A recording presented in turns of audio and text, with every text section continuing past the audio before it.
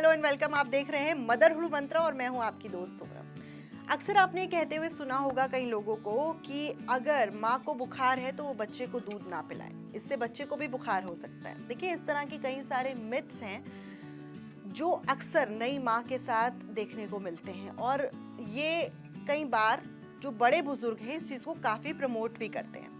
तो आज हम इस वीडियो में जानेंगे कि क्या अगर माँ को बुखार, खांसी, जुकाम या किसी भी तरह का कोई वायरल है और वो उस दौरान अपने बच्चे को दूध पिला रही है तो क्या ये सेफ है या नहीं।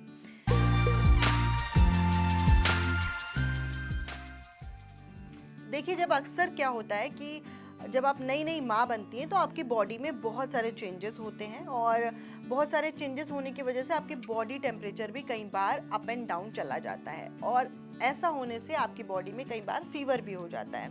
और अगर जिनकी डिलीवरी समर्स में हुई होती है उनको कई बार क्या होता है कि वेंटिलेटेड रूम में नहीं रखा जाता, साथ ही साथ उनके साथ ये होता है कि पंखा तेज़ नहीं चलाना, सर ढक के रखना है या फिर पूरी बॉडी कवर करके रखनी है, सॉक्स पहन के रखो। ये सारी चीज़ें, बहुत सारी कंपल्शंस होते हैं जिसके बाद जो माँ का टेम्परेचर है वो बहुत ज़्यादा हो जाता है।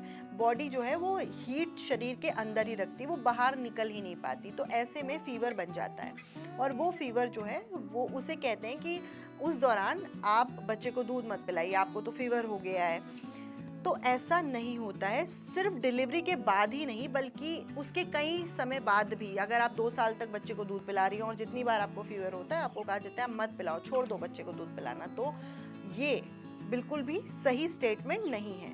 माँ का दूध जो है वो एंटीबॉडीज बनाता है जो बच्चे को आगे ग्रोथ करने में हेल्प करता है। साथ ही साथ अगर माँ को फीवर है भी तो उस फीवर का ब्रेस्ट मिल्क से कोई लेना देना नहीं होता है। बच्चे को अगर स्किन टू स्किन भी माँ टच करती है तो भी बच्चे को फीवर ट्रांसमिट नहीं हो सकता।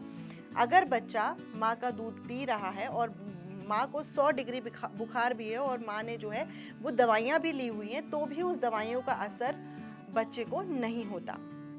माँ के दूध में एंटीबॉडीज बनती हैं जो बच्चे को इस तरह के बैक्टीरिया या वायरल फीवर से लड़ने की क्षमता प्रदान करती हैं। तो अगर आपको या आपके आसपास किसी को भी ये कहा जाता है कि वो नई माँ है तो अपने बच्चे को दूध ना पिलाएं, तो ऐसा आपको बिल्कुल नहीं सुनना है। आप अपने बच्चे को दूध जैसे पिलाती हैं बिल्कुल वैसे ही पिलाएं। तो जो भी दवाइयाँ आप ले रही हैं वो लीजिए, उससे बच्चे पर कोई असर नहीं पड़ेगा। आप हेल्दी डाइट लीजिए। साथ ही साथ आपको जितना भी फीवर है, जो भी फीवर है, आपको लगता है कि आपको डॉक्टर से कंसल्ट करना चाहिए या जो एंटीबायोटिक्स आप खा रही हैं उससे आपको लगता है कि आपके बच्चे को परेशानी हो सकती है, तो एक बार आप ज़रूर सलाह ले सकती हैं। लेकिन कोई भी डॉक्टर जब भी आप ब्रेस्ट फीड कराती हैं उस वक्त आपको कोई भी ऐसी दवाइयाँ नहीं देता है जो आपके बच्चे को नुकसान करे।